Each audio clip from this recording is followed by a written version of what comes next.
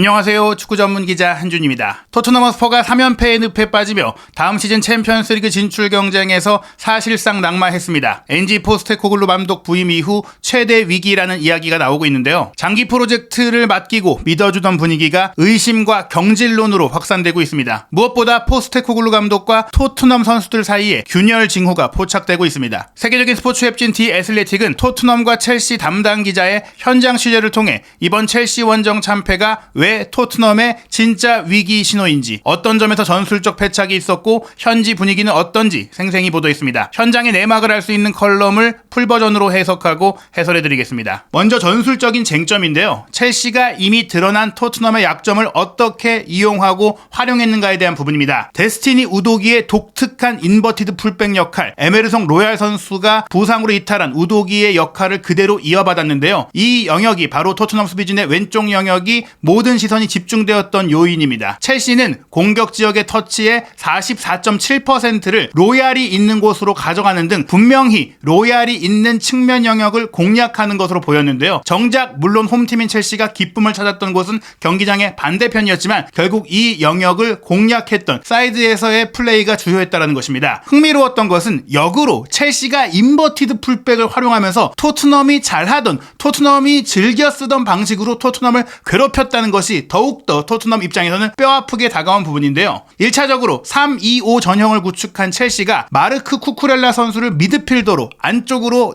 푸시한 겁니다. 바로 왼쪽 풀백인 쿠쿠렐라가 마치 우도기처럼 안으로 들어와서 활약한 건데요. 이런 쿠쿠렐라의 활약이 브레넌 존슨의 시선을 끌었고 코너 갤러거가 또한 전방으로 밀고 올라가면서 토트넘의 미드필더 이부 비스마까지 견제하면서 주도권을 잡은 것이죠. 여기에 첼시의 윙어 미하일로 무드릭이 토트넘의 오른쪽 풀백인 페드로 포로의 1대1 패스를 끊임없이 차단하면서 전방 압박까지 구사한 겁니다. 우크라이나 공격수 무드릭 같은 경우에는 지나치게 흥분할 수 있는 요인도 있지만 숨막혔던 전반전 4번의 슈팅과 3번의 기회 창출, 2번의 유효 슈팅을 기록하면서 토트넘의 풀백 문제를 명확하게 드러냈다고 할 수 있는데요. 즉 쿠쿠렐라가 안쪽으로 들어오고 갤러거가 비수마를 묶어놓고 이런 상황 속에서 무드릭의 돌파까지 나오니까 토트넘의 측면 라인에서 인버티드 풀백도 안 되고 측면 공격도 안 되고 공수 간격이 벌어지게 된 겁니다. 포스테코글루 감독의 토트넘은 지난 3월에도 이미 풀럼을 상대로 이런 약점들을 드러냈고 특히 측면 과부하 상태를 상대가 만들었을 때 취약한 모습을 보였는데요. 풀럼도 당시에 공을 잡았을 때 풀백과 윙어들이 포로와 우도기에게 매우 직접적으로 공격을 가하면서 이 영역의 뒤를 공략하면서 정상적으로 인버티드 풀백 전술이 작동되지 못하게 했습니다. 또한 이 선수들을 주변으로 수적 우위를 점하는 방식을 통해 더 많은 소유권을 확보했는데요. 전반전에 니콜라스 잭슨과 쿠쿠렐라의 오버래핑을 위한 무드릭의 패스가 포로의 뒷공간이 노출됐을 때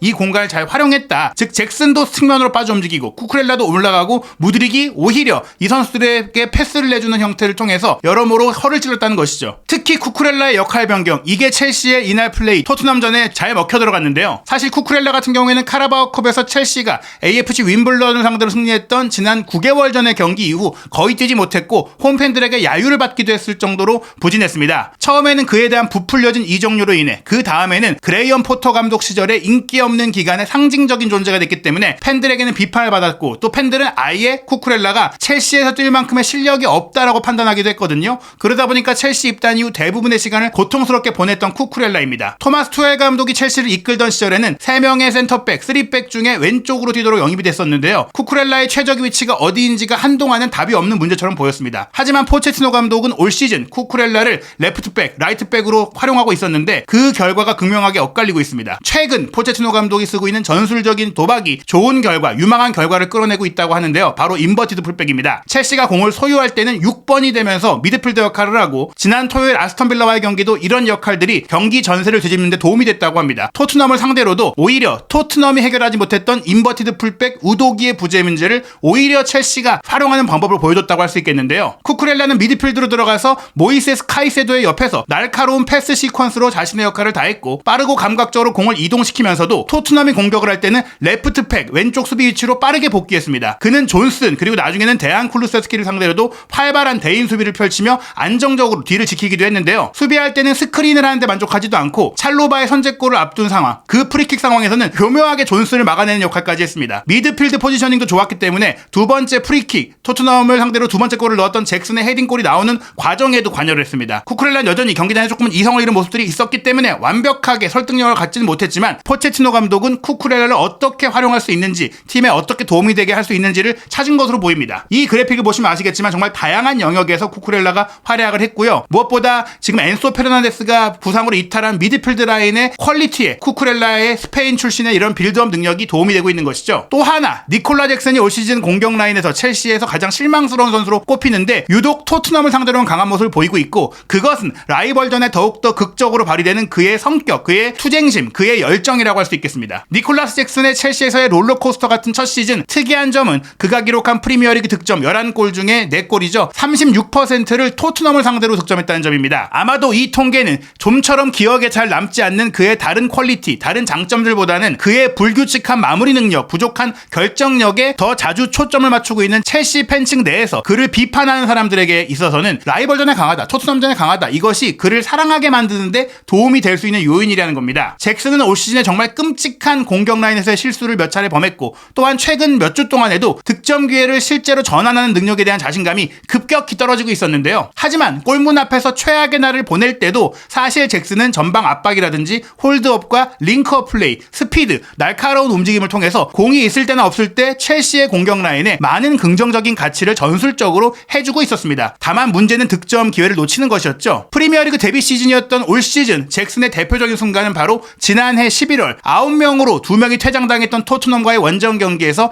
해트트릭을 기록했던 것인데요. 사실 당시 경기는 이런 특이한 상황이나 엔지 포스테코글루 감독이 9명으로 경기를 하면서도 매우 높은 수비 라인을 설정하다 보니까 그 득점 타이밍을 맞추기 위해 애를 쓰고 옵사이드에 걸리지 않고 득점했던 것이 조금은 그 가치가 반감됐다고 할 수 있어요. 상대가 9명이었으니까 라인이 높으니까 잭슨의 해트트릭이 큰 가치가 없다라는 평가를 받은 것이죠. 잭슨의 올 시즌에 반복되고 있는 또 다른 주제는 비판 상황, 정말 어려운 상황에서 보이는 그의 성격인데요. 그는 결코 숨지 않고 득점 위치에 서기 위해 노력하며 첼시의 공격 플레이를 위한 작은 시도도 멈추지 않는다. 즉 계속해서 실수가 나오고 비판을 받으면서도 주눅든 모습을 보이지 않고 달려든다는 겁니다. 두 번째 골이었죠. 콜 파머의 멋진 프리킥이 크로스바를 맞고 나왔을 때 가장 빠르게 반응했던 것이 잭슨이었고, 그래서 그의 골이 나왔고 그 뒤에 격정적인 셀러브레이션은 첼시에서 성공하는 것이 잭슨 본인에게 얼마나 큰 의미를 갖는지를 잘 보여줬다고 할 수 있습니다. 후반전 추가 시간에 교체 아웃되면서 스탠포드 브리지의 사방에서 그를 향해 쏟아진 뜨거운 박수 갈채가 그 사실을 더 널리 알리는 신호탄이었다고 하면서 이렇게 또 한 번 토트넘이 첼시에서 위기를 겪는 선수들에게는 보약과 같은 존재가 됐다. 이렇게 좀 토트넘 팬들 입장에서는 씁쓸한 상황이 된 것인데요. 그렇다면 또 하나의 중요한 쟁점이 있죠. 바로 토트넘의 세트피스 문제인데요. 토트넘의 입장에서 볼 때 이 경기의 빌드업은 대부분 포스테코글루 감독이 팀의 약점인 세트피스 수비를 위해 더 많은 일을 해야 하는가에 대해서 초점이 맞춰져 있었습니다. 일요일 북런던 더비 아스널과의 경기에서 두 번의 코너킥 상황에서 실점을 하다 보니까 올 시즌 프리미어리그에서 최악의 세트피스 수비 기록을 보이고 있는 토트넘에 대해 경기 전 기자회견에서도 이 질문이 반복해서 나왔는데요. 당시 포스테코글루 감독은 이러한 비판에 대해서 조금도 신경 쓰지 않는다며 낙관적인 태도를 보였고 이렇게 말했습니다. 그게 문제라고 생각하지 않습니다. 따라서 현지 시간으로 목요일 밤에 스탠포드 브리지에서 열렸던 토트넘과 첼시의 경기, 토트넘의 세트피스 수비가 굉장히 큰 주목을 받았는데요. 토트넘의 세트피스 수비를 책임지고 있는 것으로 알려진 호주 대표 출신 마일 예디나 코치는 전반전에 토트넘이 데드볼 상황에 직면할 때마다 테크니컬 에어리어에서 직접 발로 뛰어다니면서 선수들에게 지시를 했다고 합니다. 그럼에도 불구하고 원정팀 토트넘 선수들의 세트피스 상황 불안감은 극에 달했다고 합니다. 당연히 첼시는 그 세트피스 상황에서 득점을 하면서 교착 상태, 팽팽하던 0대0의 균형을 깼고요. 브레넌 존슨이 마크 쿠쿠렐라로 인해 수비에 가담하지 못했고, 이런 상황 속에서 찰로바가 헤딩슛으로 골망을 갈랐습니다. 특히 코너킥 상황에서는 노니 마두에케가 마치 지난 일요일에 아스널과 토트넘의 경기에서 벤 화이트가 그러했듯이 비카리오를 방해하고 마무리하는 임무까지 맡았는데요. 토트넘은 그래도 이번에는 적어도 페드로 포로가 비카리오와 상대 선수 사이에 끼어들어서 이를 저지하는 역할을 하긴 했는데, 그래도 여전히 상대팀들이 토트넘의 이러한 코너킥 프리킥 상황에 약점을 노리고 있다는 것이 매우 분명하게 드러났고, 이는 분명한 약점이라고 할 수 있습니다. 올 시즌 프리미어리그에서 디 애슬레틱의 집계 기준으로는 토트넘이 세트피스에서 16골을 허용했고요. 토트넘보다 더 많이 세트피스 상황에서 실점한 팀은 단 3팀뿐인데 그 팀들은 모두 강등권에서 싸우고 있는 팀들입니다. 이번 경기에 토트넘은 포스테코글루 감독이 메디슨을 선발해서 빼는 과감한 결정을 내렸는데요. 그렇다고 해서 토트넘이 나아졌냐? 그 부분에 대해서도 디 애슬레틱은 아니었다라며 토트넘의 변화, 포스테코글루 감독의 변화 시도가 실패했다고 지적했습니다. 메디슨은 이전에 있었던 23차례의 프리미어리그 경기에 모두 선발로 출전했는데요. 메디슨이 부진한 모습을 보이자 포스테코글루 감독이 첼시전에는 그를 벤치에 앉히고 클루세스키를 중앙 공격형 미드필드로 기용했습니다. 이러한 변화에도 불구하고 토트넘은 미드필드에서 역동적인 모습을 보여주지 못했습니다. 클루세스키는 별다른 공격 기회를 만들지 못했고 않았고 결국 메디슨이 경기 시작 1시간여가 지난 시점에 교체 투입됐고요. 후반 막판에는 또 다른 공격형 미드필드인 지오반니 로셀소가 투입되었지만 역시나 첼시 수비진을 뚫어내지 못했습니다. 지금의 토트넘이 최저점 밑바닥에 있다. 바닥을 찍었다. 이제 어떻게 해야 되는지에 대해서 토트넘 담당 기자인 찰리 에클셰어의 컬럼이 이어집니다. 토트넘 허스퍼는 이번 시즌 썩어 문드러진 로튼 경기력을 보였다라고 첫 마디를 시작합니다. 이번 경기는 확실히 엔지 포스테코글루 감독 시대에 가장 실망스러운 경기였습니다. 싸움도 없었고 즉 투쟁심도 없었고 실제 퀄리티도 없고 실력도 없었고 정상 참작 사유도 없었습니다. 부상자라든지 다른 징계 이탈 자원이라든지 이런 것들이 크지 않았다는 거예요. 영국 현지 시간으로 목요일 밤에 치른 첼시 원정에서 토트넘은 무려 첼시에서 14명의 선수가 이탈한 상황, 첼시가 부상자가 훨씬 많은 상황에서 마우리시오 포체티노 감독, 전직 토트넘 감독이 이끄는 가장 강력한 라이벌, 지역 라이벌을 상대로 4위권 진입의 희망을 살릴 수 있는 마지막 기회였을지도 모르는 이 중요한 경기에서 거의 아무것도 보여주지 못했습니다. 두 경기 연속으로 전반전에 단 한 차례의 유효 슈팅도 기록하지 못했고 수비적으로도 세트피스 실수가 또다시 발목을 잡았죠. 일요일 아스널과의 경기에서 코너킥 상황에 2골을 실점했던 토트넘은 세트피스 상황에서 2골을 더 허용하면서 0대2로 패배했습니다. 첫 번째는 잘 처리된 프리킥 세트피스였고 두 번째는 콜 파머의 프리킥 슈팅이 골대를 맞고 나오자 피에르 에밀 호이비에르와 손흥민 선수가 공이 아닌 자신의 골대로 향해 달려들면서 리바운드 상황을 걷어내지 못하는 우스꽝스러운 장면도 나왔습니다. 그러면서 토트넘의 세트피스 실점 기록을 지적을 했는데요. 이 부분은 앞서 말씀드린 경기 전 기자회견 그리고 이 상황까지 똑같은 얘기들이 반복이 됩니다. 한편 토트넘은 이런 세트피스 수비에 어려움을 겪으면서 최근 프리미어리그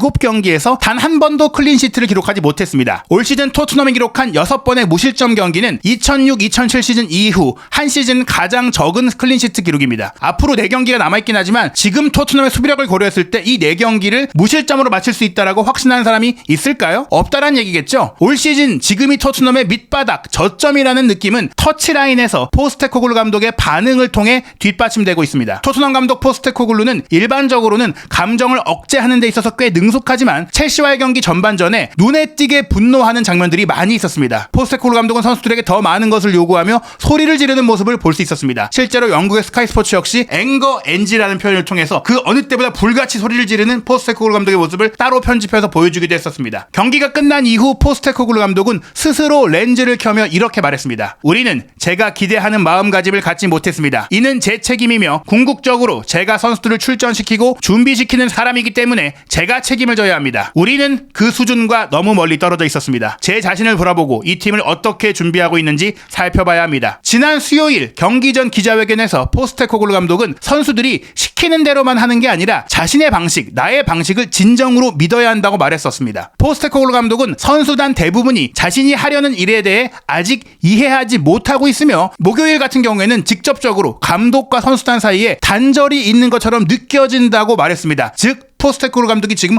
고립감과 단절감과 선수단과 자신 사이의 균열을 느끼고 있는 거예요. 지난해 11월과 12월의 암울한 시기, 선수단이 부상으로 황폐화된 상황 속에서도 토트넘은 여전히 포스테코글루 축구의 모습을 보여주고 있었습니다. 하지만 이번 스탠포드 브리지에서 열린 첼시 원정에서는 팀 자체가 진정한 정체성도 없고 선수들이 호흡을 맞추는 것 같은 암시를 전혀 보여주지 못했던 그 어떤 것도 팀적으로 보여주지 못했다고 합니다. 첼시 골키퍼 조르제 페트로비치는 주목할 만한 선방조차 할 일이 없었고 팀의 주포이자 에이스인 손흥민 선수는 거의 보이지 못했습니다. 경기 시간 1시간쯤이 지났을 때 히샬리송이 교체 아웃되자 오히려 많은 토트넘의 원정 팬들은 반대하는 목소리를 보일 정도였는데요. 사실 이것은 히샬리송이 부상 복귀 이후 경기 감각 부족 문제로 인해 더 이상 뛰지 못하는 상황이었기 때문에 변화했을 가능성이 큽니다. 어떤 이유로든 히샬리송을 교체 아웃시켰을 때 그 시점에 토트넘이 마침내 경기를 장악하는 것처럼 보였지만 선수들이 교체가 됐을 때 실망스러운 상황들이 계속 발생했습니다. 특히 포스테코글루 감독의 마지막 선수 교체는 더욱 실망스러웠는데요. 브라이언 힐이 들어왔기 때문입니다. 브라이언 힐은 2차례나 임대에 이적하면서 팀에서의 미래가 불투명한 선수였지만 3개월 만에 처음으로 토트넘 경기에 출전을 했습니다. 브라이언 힐이 토트넘이 0대2로 뒤진 상황에서 경기를 구해줄 상황은 너무나 희박해 보였기 때문에 마치 이 교체 투입은 포스테코글루 감독이 토트넘 보드진에게 선수 보강이 절실히 필요하다라는 메시지를 보내는 것처럼 느껴졌다고 합니다. 하지만 토트넘이 첼시의 벤치를 보면서 벤치에 대해 불만을 가질 수 없었다는 점을